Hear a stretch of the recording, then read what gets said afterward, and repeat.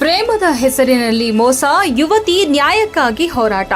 ಪ್ರೇಮದ ಹೆಸರಿನಲ್ಲಿ ಮೋಸಕ್ಕೊಳಗಾದ ಯುವತಿ ನ್ಯಾಯಕ್ಕಾಗಿ ಹೋರಾಟ ನಡೆಸುತ್ತಿದ್ದು, ಸಂಬಂಧಪಟ್ಟ ಅಧಿಕಾರಿಗಳು ಈ ಪ್ರಕರಣವನ್ನು ಗಂಭೀರವಾಗಿ ಪರಿಗಣಿಸಬೇಕೆಂದು ಮನವಿ ಮಾಡಿದ್ದಾರೆ. ಕಲಬುರಗಿ ನಗರದ ಕರ್ನಾಟಕ ಕಾರ್ಯನಿರತ ಪತ್ರಕರ್ತರ ಧ್ವನಿ ಸಂಘದ ಪತ್ರಿಕಾ ಭವನದಲ್ಲಿ ನಡೆದ ಸುದ್ದಿಗೋಷ್ಠಿಯಲ್ಲಿ ಯುವತಿ ತಮಗಾದ ಅನ್ಯಾಯದ ಬಗ್ಗೆ ಹಂಚಿಕೊಂಡರು. ಅವರ ಪ್ರಕಾರ ಮಾನಸಿಕ ಹಾಗೂ ದೈಹಿಕವಾಗಿ ಅಸ್ವಸ್ಥನಾಗಿರುವ ಪತಿಯನ್ನ ಬಿಟ್ಟು ತವರು ಮನೆಗೆ ಮರಳಿದ್ದ ಅವರು ಉದ್ಯೋಗಕ್ಕಾಗಿ ಬೆಂಗಳೂರಿಗೆ ತೆರಳಿದ್ರು. ವಿಶ್ವಾಸದ ನಂಬಿಕೆ ನಂತರ ನಿರ್ಲಕ್ಷ್ಯ. ಈ ಅವಧಿಯಲ್ಲಿ ವಿಜಯಕುಮಾರ್ ಪಾಟೀಲ್ ಎಂಬಾತನೊಂದಿಗೆ ಫೇಸ್ಬುಕ್ ಹಾಗೂ ಇನ್ಸ್ಟಾಗ್ರಾಂ ಮೂಲಕ ಪರಿಚಯವಾಗಿತ್ತು. ನಾನು ನಿನ್ನ ಹಿಂದೆ ನಿಂತಿದ್ದೇನೆ, ವಿಚ್ಛೇದನ ಪಡೆ, ನಾನು ನಿನ್ನನ್ನ ಮದುವೆಯಾಗುತ್ತೇನೆ ಎಂಬ ಭರವಸೆಯೊಂದಿಗೆ ಅವರ ಹತ್ತಿರ ನಿಕಟರಾದ್ರು. ಆದರೆ ಈ ವಿಶ್ವಾಸವನ್ನ ದುರುಪಯೋಗಪಡಿಸಿಕೊಂಡು ಆರೋಪಿ ಅನೇಕ ಬಾರಿ ದೈಹಿಕವಾಗಿ ಬಳಕೆ ಮಾಡಿಕೊಂಡ ನಂತರ ತಾನು ಒಪ್ಪಿಕೊಂಡ ಮಾತುಗಳನ್ನ ಮೀರಿ ಯುವತಿಯನ್ನ ಸಂಪೂರ್ಣವಾಗಿ ನಿರ್ಲಕ್ಷಿಸಿದ್ರು.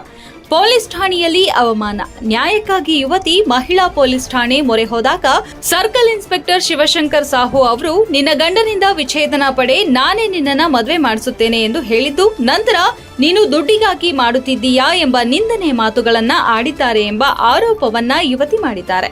ನಂತರ ವಿಜಯಕುಮಾರ್ ಪಾಟೀಲ್ ಯುವತಿಗೆ ನಿನ್ನೊಂದಿಗೆ ಮದುವೆಯಾಗಿದ್ದರೂ ನಾನು ನಿನ್ನನ್ನ ಚೆನ್ನಾಗಿ ನೋಡಿಕೊಳ್ಳುವುದಿಲ್ಲ ಎಂದು ಧಮಕಿ ನೀಡಿದರಂತೆ. ಇದನ್ನ ಪೊಲೀಸರ ಗಮನಕ್ಕೆ ತಂದರೆ ಪೊಲೀಸರು ನಿಮ್ಮ ಅಪ್ಪನ ಮನೆ ಏನು ಪದೇ ಪದೇ ಬರಲು ಎಂಬುವಂತೆ ಅಸಂವಿಧಾನಿಕ ಪದ ಬಳಸಿ ಅವಮಾನಿಸಿದ್ರು ಎಂದು ಯುವತಿ ಕಂಬನಿ ಮಿಡಿದಿದ್ದಾರೆ. ಸರ್, ನಮ್ಮೂರಿಂದ 1 ಕಿಲೋಮೀಟರ್ ನಿಂಗದಳ್ಳಿ ಅಂತ ಹೇಳಿ ಅವರು ಹೆಸರು ಬಂದ್ಬಿಟ್ಟು ಮುತ್ತಣ್ಣ, ಅವ್ರ ತಂದೆ ಹೆಸರು ಮುತ್ತಣ್ಣ ಅಂತೇಳಿ, ಮಗನ ಹೆಸರು ವಿಜಯಕುಮಾರ್ ಪಾಟೀಲ್ ಅಂತ ಬರುತ್ತೆ ಸರ್. ಸರ್, ಅವರು ಅಧ್ಯಕ್ಷ ಅಂದ್ರೆ ಊರ್ ಸರ್ಪಂಚ್ ಇರೋದು ಸರ್. ಅವರು ನಿಂಗದಳ್ಳಿ ಸರ್, ಆಳಂದ್ ತಾಲೂಕ ಬರುತ್ತೆ ಸರ್.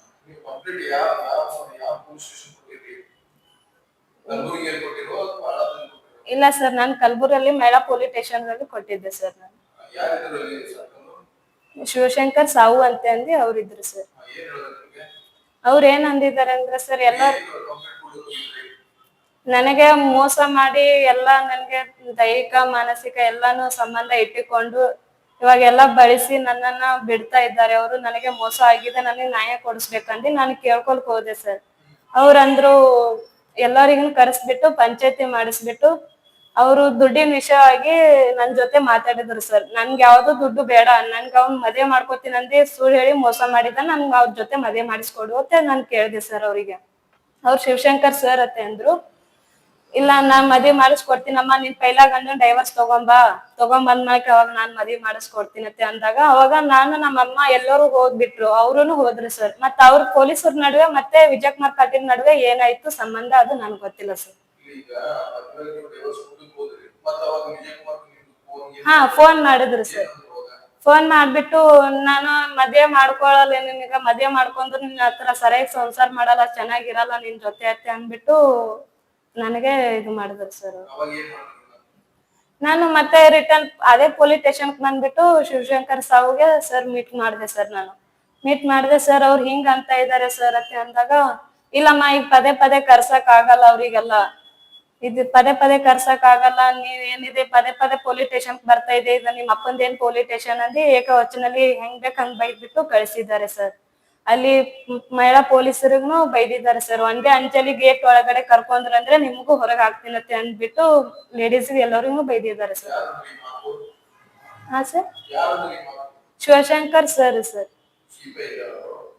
ಸರ್, ನನಗೆ ಕಾನೂನು ಪ್ರಕಾರವಾಗಿ ನ್ಯಾಯ ಕೊಡಿಸ್ಬೇಕು. ನನ್ಗೆ ಮೋಸ ಆಗಿದೆ ಸರ್. ಅವ್ರು ನನ್ಗೆ ಮೋಸ ಮಾಡ್ಬಿಟ್ಟು ಇವಾಗ ಫೋನ್ ಎಲ್ಲಾ ಬ್ಲಾಕ್ ಮಾಡಿಟ್ಟಿದ್ದಾರೆ ಸರ್. ನಂದು ಎಲ್ಲರಿಗೂ ನಮಸ್ಕಾರ. ನನ್ನ ಹೆಸರು ಹೇಳಕ್ಕೆ ನಾನು ಇಷ್ಟ ಪಡೋದಿಲ್ಲ.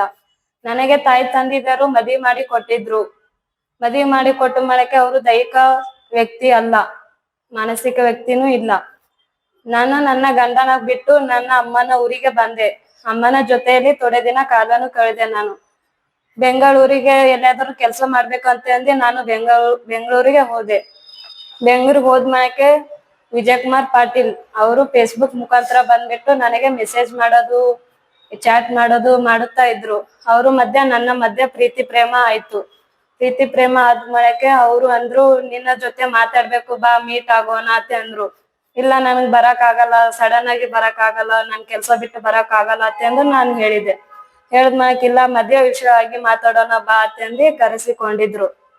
ಮದುವೆ ವಿಷಯವಾಗಿ ಮಾತಾಡ್ಬಿಟ್ಟು ನನ್ನ ಹತ್ರ ದೈಹಿಕ ಮತ್ತು ಮಾನಸಿಕವಾಗಿ ಎಲ್ಲಾನು ಇಟ್ಟುಕೊಂಡು ನನಗೆ ಅಲ್ಲಿ ಇಲ್ಲಿ ಎಲ್ಲಾ ಕಡೆಗೂ ತಿರುಗಾಡಿಸಿದ್ರು. ನನ್ನ ಗಂಡನ್ ಡೈವರ್ಸ್ ನಾನ್ ತಗೋಬೇಕು ಅಂತ ಎಂದಾಗ ಅವ್ರು ಅಂದ್ರು, ನಿನ್ ಗಂಡನ್ ಡೈವರ್ಸ್ ನಾನೇ ಕೊಡಿಸ್ತೀನಿ, ಅದೆಲ್ಲ ನೀನ್ ತಲೆ ಕೆಡಿಸ್ಕೋಬೇಡ, ನಾನು ನಿನ್ನ ಜೊತೆಲಿ ಇದ್ದೀನತ್ತೆ ಅಂದಿ ಥೋಡೆ ದಿನ ಎಲ್ಲಾ ಕಡೆಗೆ ತಗೊಂಡು ನನಗೆ ತಿರುಗಾಡಿಸಿದ ಮಳಕ್ಕೆ ಅವರು ನಂದು ನಂಬರ್ ಬ್ಲಾಕ್ ಮಾಡಿ ಇನ್ಸ್ಟಾಗ್ರಾಮ್ ಬ್ಲಾಕ್ ಮಾಡೋದು ಎಲ್ಲಾ ಮಾಡ್ಲಕತ್ತನ. ನಾನು ಬೆಂಗಳೂರದಿಂದ ಮಹಿಳಾ ಪೊಲೀಸ್ ಸ್ಟೇಷನ್ ಬಂದೆ ಕಂಪ್ಲೇಂಟ್ ಕೊಡಕ್ಕೆ. ಮಹಿಳಾ ಪೊಲೀಸ್ ಸ್ಟೇಷನ್ ಬಂದಾಗ ಅವರ ಹೆಸರು ಪೊಲೀಸ್ ಶಿವಶಂಕರ್ ಸಾವು.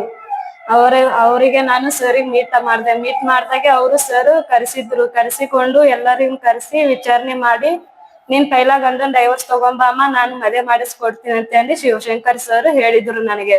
ಹೇಳಿದ ಮೇಲೆ ನಾನು ಡೈವರ್ಸ್ ಕೇಸಿಗೆ ಅಪ್ಲೈ ಮಾಡಿದ ತಕ್ಷಣ ಅವರು ವಿಜಯ್ ಕುಮಾರ್ ಪಾಟೀಲ್ ಏನತ್ತೆ ಅಂದ್ರು, ನಾನು ನಿನಗೆ ಮದ್ವಿ ಮಾಡ್ಕೊಂಡ್ರು ಚೆನ್ನಾಗಿರಲ್ಲ, ಮುಂದೆ ಯಾವ್ದು ಸಂಸಾರ ಮಾಡಲ್ಲ, ಏನು ಮಾಡಲ್ಲ ಅಂತ ಅಂದಿ ನನಗೆ ದೂರ ತಡೆದ ತಕ್ಷಣ ನಾನು ಮತ್ತೆ ಅದೇ ಪೊಲೀಸ್ ಸ್ಟೇಷನ್ ಬಂದೆ. ಸರ್ ಹಿಂಗ ಮಾಡಿದ್ದಾರೆ ಅಂತ ಅಂದೆ ನಾನು.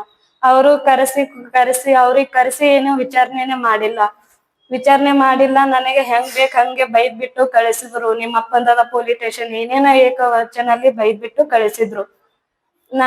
ಯುವತಿ ನ್ಯಾಯಕ್ಕಾಗಿ ಹೋರಾಟ.